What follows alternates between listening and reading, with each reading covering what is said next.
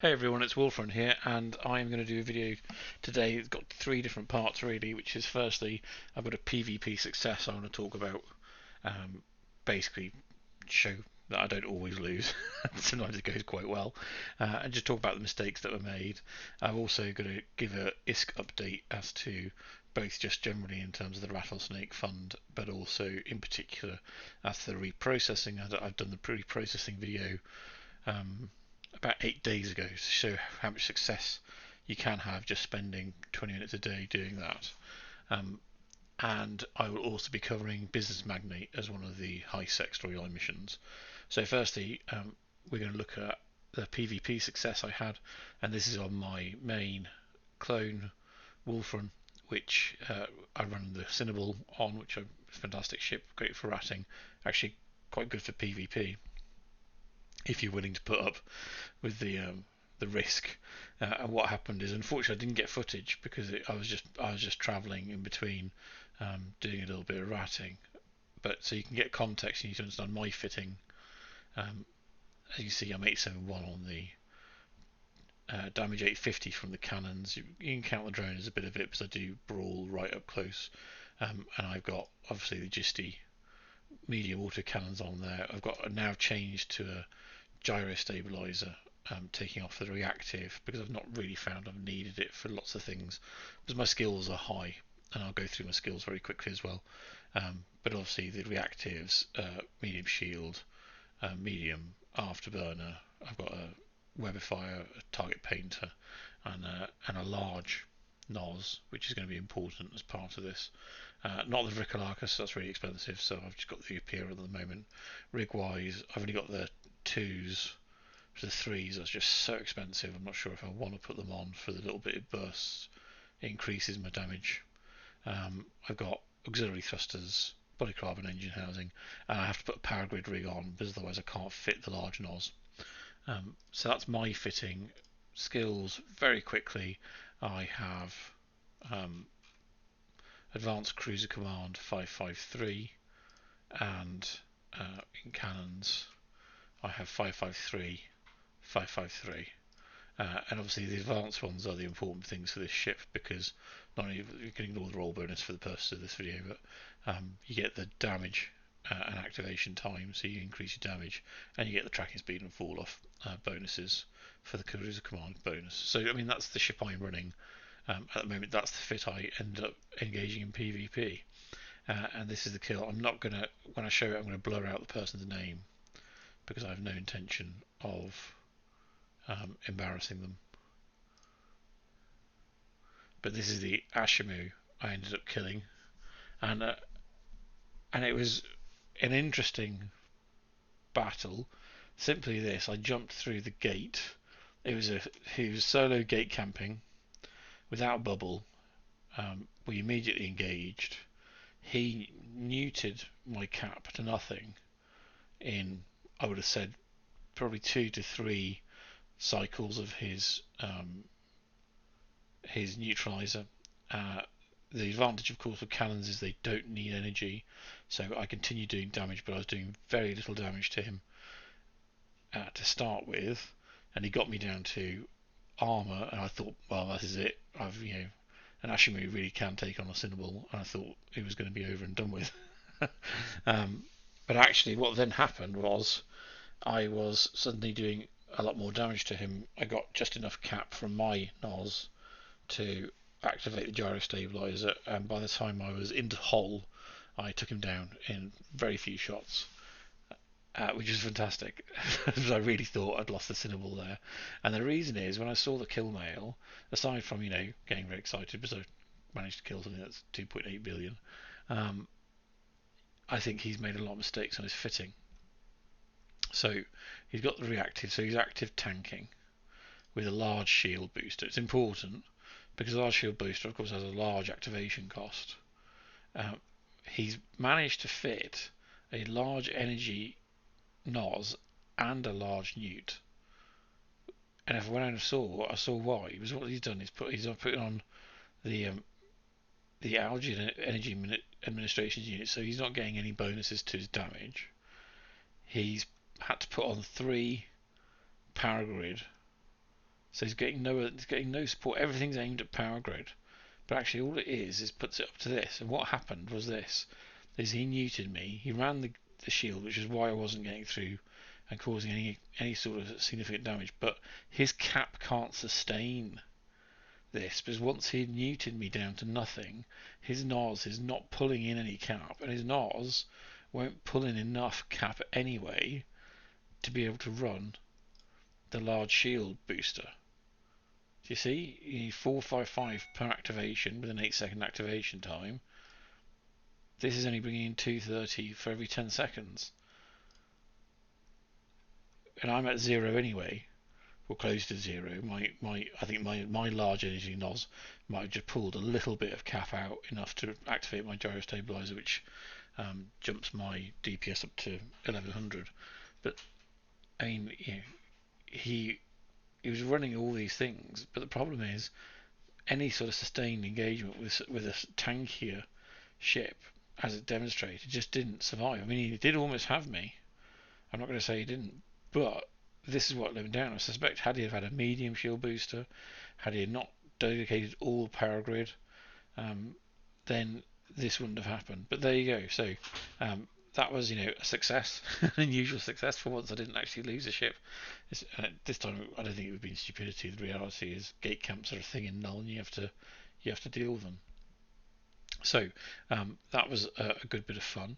I hope you like that. Now, in terms of ISK, I did a reprocessing video. I'm just going to show you, just so you can give an update. This is my reprocessing. You go check out my reprocessing video. I started that video at 460 million ISK. Just guess I want to give you an update as to where I am 8 days later, spending 20 minutes a day doing it. Yep. So I haven't actually lost. I haven't lost 100 million, but I've currently got 340. If you be kind, we'll round that up to 350 million for ease of calculation. I've got 350 million. I have to say the mineral markets have been a little bit funny. With, for example, if we were to look at Noxium, which normally was quite expensive, the price is being pushed right down. Now this is amazing. The ability now just to look at what's in the station is fantastic, but we're getting a lot of this. So certainly I think Noxium should be around the 1350 mark, and 1350 and higher, really. And I've seen it being pushed all the way down. 70 is not going to do anything. That's just someone getting rid of a little bit of Noxium they probably got somewhere. So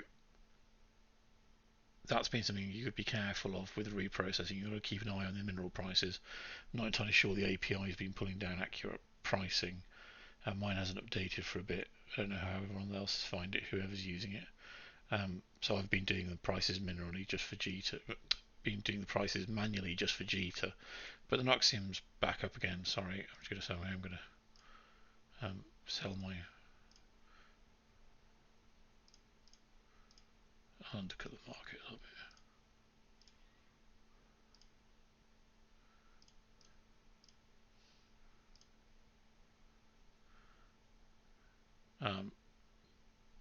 So I've still got a few bits and pieces to sell.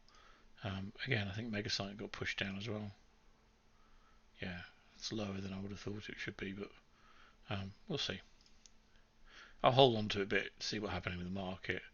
And crucially, what you can see is, in terms of the market itself, I've got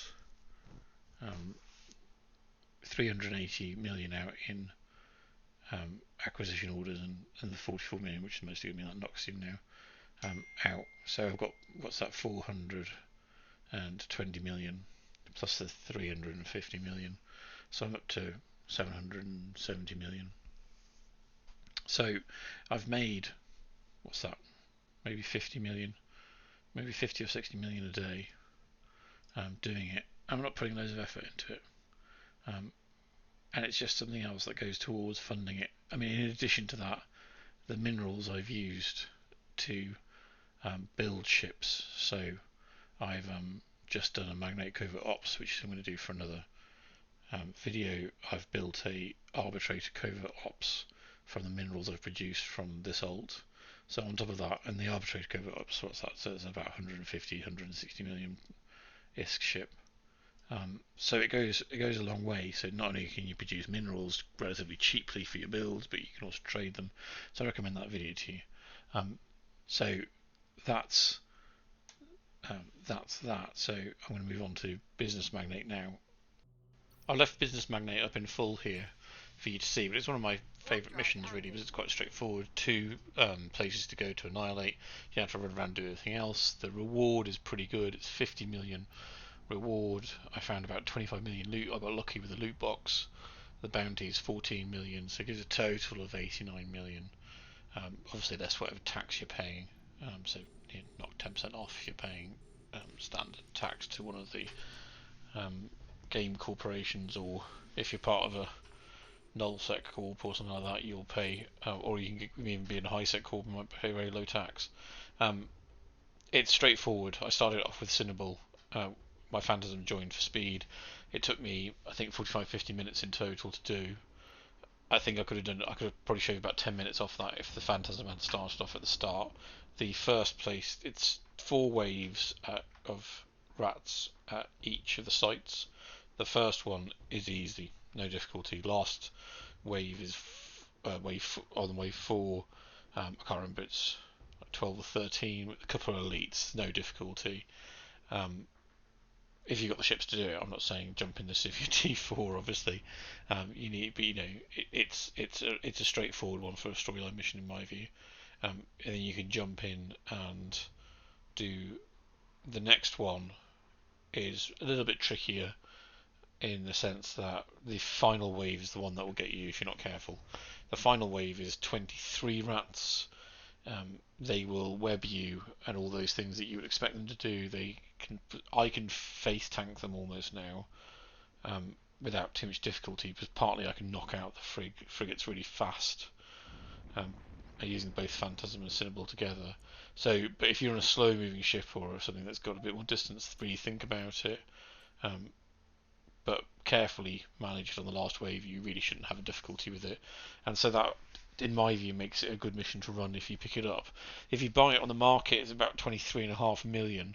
So you do lose a fair chunk if you're buying it to run. But as I said, it's not a bad one. If you're buying it, you can make, what's that, 50 million an hour maybe, if you were to run it. Buying it, I don't think that's too bad actually. And so it's a good option for people to use, so I quite like it as a storyline mission. Anyway, I'm not going to talk about it too much. I've left the entire footage up. I've just edited it out, the travelling in between, to just save on the length of the video. The video is still long. If you want to see the 4th wave of rats, then that's at minute 37 of this video, but I'm going to stop any commentary now, and the rest of it, by all means, you can watch it if you want. It's there for you to see it if you want to look at the different waves, the composition of the waves. They've always got the same sort of composition. It's frigates, bit of destroyers, cruisers, and battle cruisers. You don't get anything bigger than battle cruiser. You get the Talos, or you get the Brutex, and they're, in my ships, no difficulty handling any of those. So that gives you a good idea. One I quite like running. So there you go. Thank you very much for watching the video if you made it this far, and as always, thank you very much for the support.